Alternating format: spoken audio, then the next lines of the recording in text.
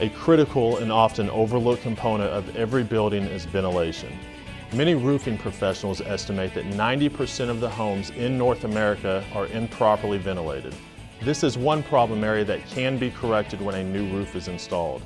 The attics you work on need effective ventilation to keep them cooler in the summer and drier in the winter.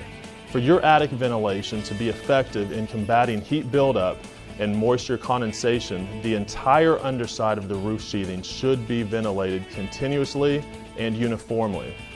The best way to do this is to install intake vents and exhaust ridge vents and ensure that they are working together.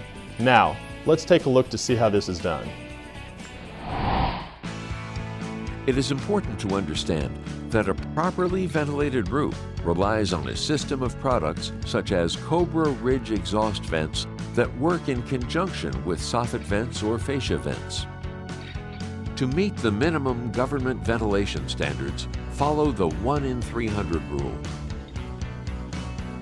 GAF has developed a chart shown in the Pro Field Guide, ventilation literature, and the GAF website that can show you how much ridge vent and soffit ventilation is needed. For ventilation of complex and uncommon attic spaces, contact Tech Services for assistance with your calculations. Cobra coiled ridge vent can either be hand-nailed or applied with a nail gun. You must have a 3 in 12 minimum roof slope and a maximum 20 in 12 roof slope.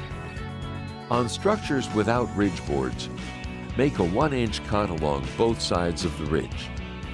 On structures with ridge boards, make a 1 3/4 inch cut on each side of the ridge. Leave 6 inches of uncut sheathing at each gable end to protect ends from wind-driven rain. Be careful to set your saw depth to cut the sheathing only. Next, cover the entire ridge with Cobra ridge vent. Use roofing nails to tack the vent in place. Caulk any ends together if the ridge length is longer than a roll of Cobra. Finally, install ridge caps over the Cobra ridge vent. Use the Cobra Smart nails supplied in the package. Do not overdrive the nails. When using the nail gun version, attach the nail gun adapter to the end of the nail gun and use the 1 3/4 inch nails supplied in the roll. Be sure to disconnect the air supply line prior to attaching the adapter. Always be sure to install the capping to match the shingles that are being installed. You install Cobra Rigid Vent 2, Cobra Rigid Vent 3, Snow Country, and Snow Country Advanced Ridge Vents in a similar manner. To understand the installation of these Cobra Rigid Vents, let's first take a look at some of the unique features of these ridge vents. First, there is the self-closing end. This unique design allows for very easily finished ends. There is no need for the caulking, end caps, rivets, etc. that some ridge vents need. Simply bend to conform to the roof and install. Second are the male-female tabs on the ends. All you have to do is align these tabs and butt the ridge vents together as you go across the ridge. Finally, there are the nail guide lines. When capping the ridge vent, use these lines to properly place your nails, and then cap the ridge vent with appropriate capping. Make sure to trim the second to last ridge vent section to assure the self-closing end is installed properly at the end of the ridge.